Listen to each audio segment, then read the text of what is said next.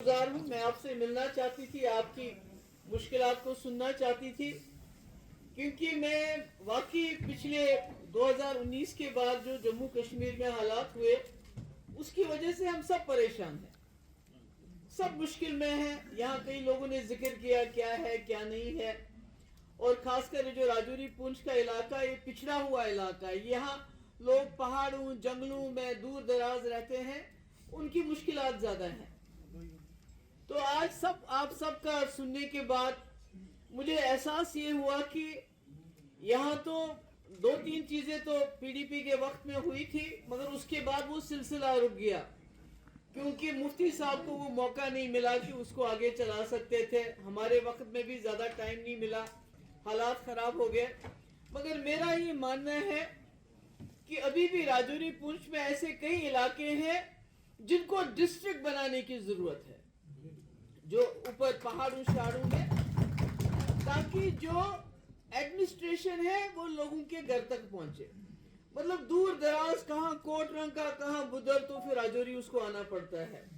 इसी तरह जो आपके पुंछ में इतने दूर दराज इलाके हैं तो पुंछ हेडक्वार्टर, मुझे लगता है कहीं ना कहीं आपको जो हिल जिसको बोलते हैं पहाड़ी डिस्ट्रिक्ट कहीं ना कहीं आपको देने होंगे, ताकि लोगों के पास डीसी पहुंच जाए। नहीं तो आपको डीसी के पास जब काम होते हैं तो दो डीसी इतने बड़े इलाके में, एक पुंछ में एक यहाँ। तो इसके लिए हम असेंबली में भी बात करेंगे और सरकार से भी बात। दूसरा मुझे लगता है, मुझे मालूम नहीं है, इस पे शायद कई लोग खफा हो जाए, मुझे लगता है पीर पंचाल और चिनाब वैली में अपना अपना डिवीजन होना चाहिए, डिविजनल कमीशन होना चाहिए। बात की बात तो दूसरी है कि यहाँ आप कोई छोटी सी हिल डेवलपमेंट बनाए, वो कब बनाएंगे, मगर तब तक यहाँ डिविजनल कमिश्नर बैठना चाहिए, ताकि आपको हर बात के लिए जम्मू ना जाना पड़े, कि श्रीनगर ना जाना पड़े। तो ये लोगों की जो है, मुझे लगता है इससे आपकी जो दिक्कतें हैं वो किसी हद तक दूर हो सकती है।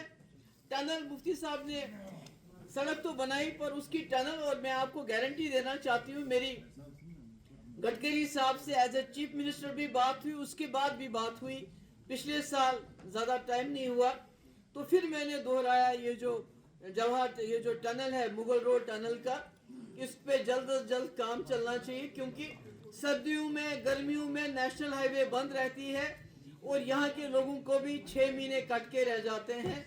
तो इसके ऊपर भी हम बात करेंगे। यहाँ लोगों ने बेरोजगारी की बड़ी बात की।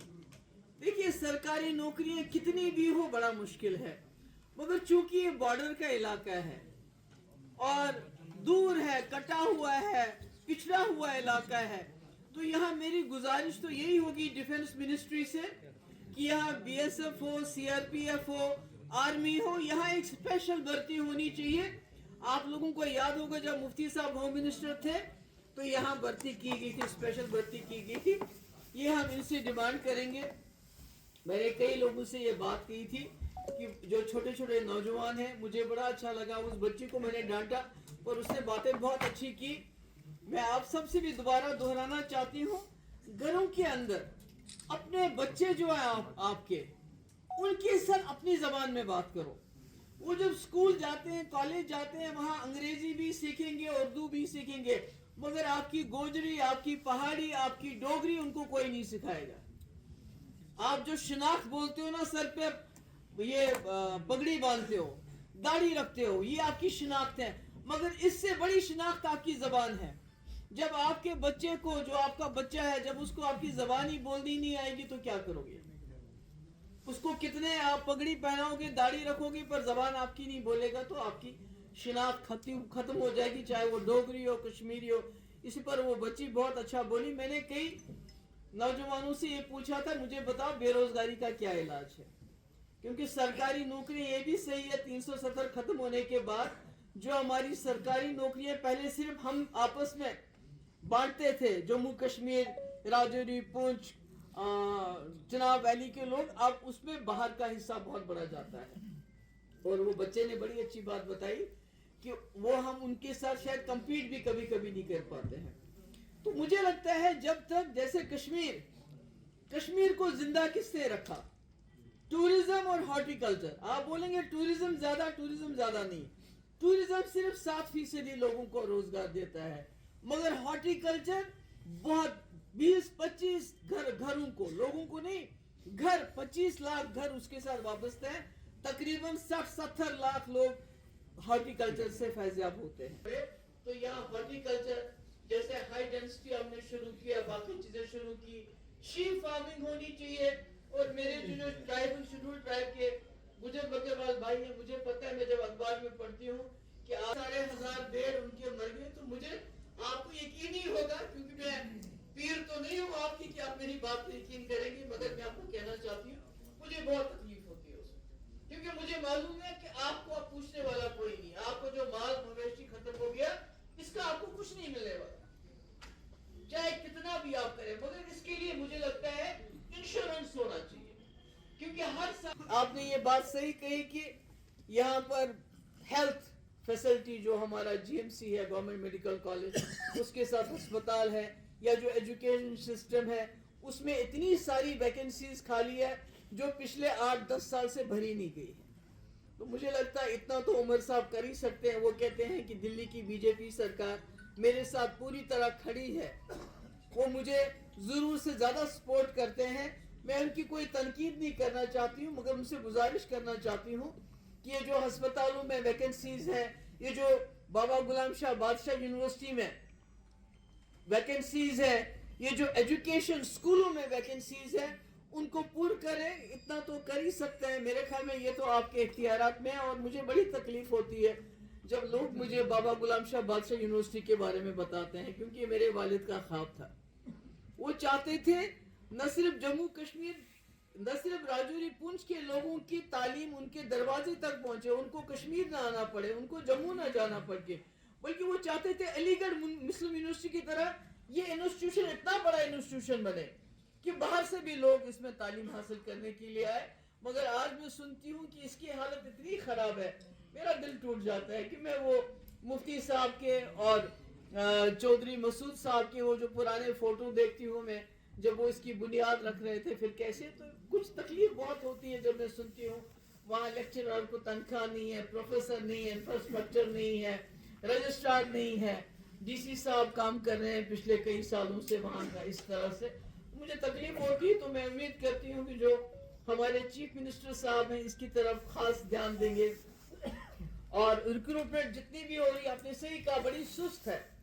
पिछले 8-10 साल से जगह काफी खाली है हर डिपार्टमेंट में, मगर रिक्रूटमेंट इतनी स्लो हो रही है, और उसमें भी लोगों को शकूक हो रहे हैं कि भाई, जैसे कई लोगों ने यहाँ जिक्र किया, मुझे मालूम नहीं ये कितनी बात सच्ची है, कि उसमें बोली लगती है, पैसा देना पड़ता है। मुझे लगता है ऐसा नहीं होना चाहिए।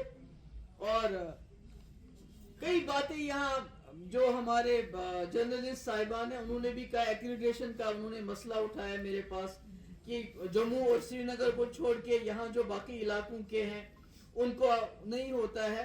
और यहाँ बात हुई कि ये जो हमारे फॉरेस्ट एक्ट है उसको लागू नहीं किया जा रहा है।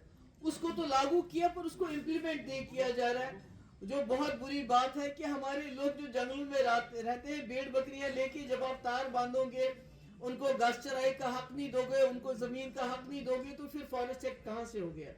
हमने बिल लाया था, हम दोबारा उसको लाएंगे ताकि जो हमारे खासकर शेड्यूल ट्राइब के लोग हैं उससे वाबस्ता हैं, जो 5, 10, 15 मरले पे अपना छोटा सा घर बनाते हैं तो जाके बुलडोजर जाके तोड़ते हैं। हम कोशिश करेंगे कि इस बार हमारा बिल जरूर पास हो जाए, वो रुके ना कहीं। और भी कई चीजें हम करना चाहते हैं, हम सरकार में नहीं पर हमारे 3-4 एमएलए हैं, इंशाल्लाह मुझे उम्मीद है वो इसमें अपना रोल अच्छी तरह पास करेंगे। और आपने यहाँ लॉ यूनिवर्सिटी का जिक्र किया।